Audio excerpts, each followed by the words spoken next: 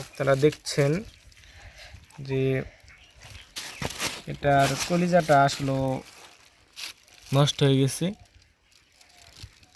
আমি আমার এই দুইটা হাত দিয়ে থাকবো, তুই হেনে ক্যামেরা ধরবি। জি, নষ্ট হয়ে গেছে, সেজন্য আর কি মুরগিটা স্টক করেছে। আর খাদ্যনালী দেখা যাচ্ছে খাদ্যনালীতে একটি টিউমার হয়েছে। টিউমার এটা আসলো খুবই সাংঘাতিক। আর আপনারা সকলে চেষ্টা করবেন মুরগিকে একটি করে ফার্স্ট বেড প্রতিদিন দেওয়ার জন্য, যাতে শরীরের তাপমাত্রা ঠিক থাকে।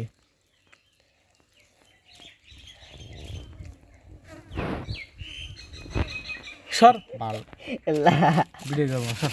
আমি তো আমরা দুইজনে মিলে থেকে বানাই না ঠিক করে বাইরে দিই, বাইরে খেয়ে যাবো।